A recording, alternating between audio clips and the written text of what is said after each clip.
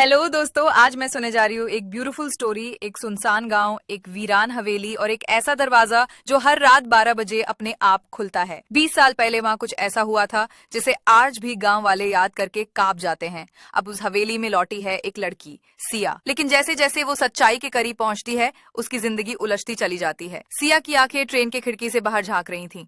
धुंधले खेत, पगडंडियां और कहीं कहीं दूर से दिखती छोटी छोटी झोपड़ियां, ये सब उसके बचपन की यादें थीं। लेकिन उनमें कुछ ऐसा भी था जिसे वो चाहकर भी बुला नहीं सकी थी। सिया, तुम सच में हवेली जा रही हो? आश्चर्य से पूछा उसके साथ बैठे अंकल ने। हाँ मामा जी, पापा की मौत के बाद वो घर मुझे ही संभालना है और शायद अब वक्त है सच जानने का। सिया की आंखों में एक जिद थी।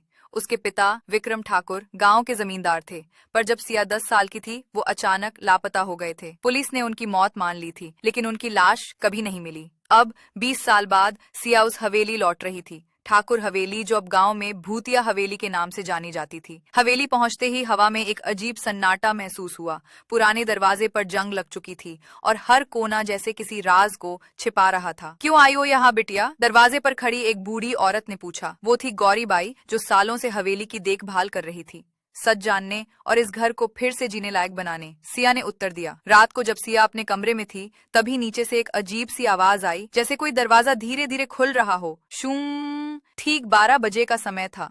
सिया ने टॉर्च उठाई और सीढ़ियों से नीचे उतरी। नीचे लाइट नहीं थी। आवाज सीढ़ियों के बाईं ओर बने स्टोर रूम से आ रही थी।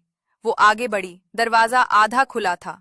जैसे ही उसने दरवाजा पूरा खोला, अंदर सिर्फ एक लकड़ी की कुर्सी रखी थी और उस पर एक चिट्ठी। चिट्ठी पर लिखा था, जो तुम समझ रही हो वो आधा सच है। पूरा सच जानने के लिए उस कमरे में मत जाना जो बंद है, वरना अगला नंबर तुम्हारा होगा। सिया का दिल जोर जोर से धड़कने लगा। हवेली में सिर्फ वो थी और गौरी बाई। फिर ये चिट्ठी किसने रखी? क्या सिया उस कमरे में जाएगी? क्या सच में हवेली में कुछ रहस्य है या ये सिर्फ अफवाह है? क्या विक्रम ठाकुर की मौत के पीछे कोई गहरा राज छिपा है? सिया का हाथ कांप रहा था। चिट्ठी के आखिरी शब्द उसके दिमाग में हथौड़े की तरह बज रहे थे। उस कमरे में मत जाना जो बंद है, वरना अगला नंबर तुम्हारा होगा। उसने टॉर्च से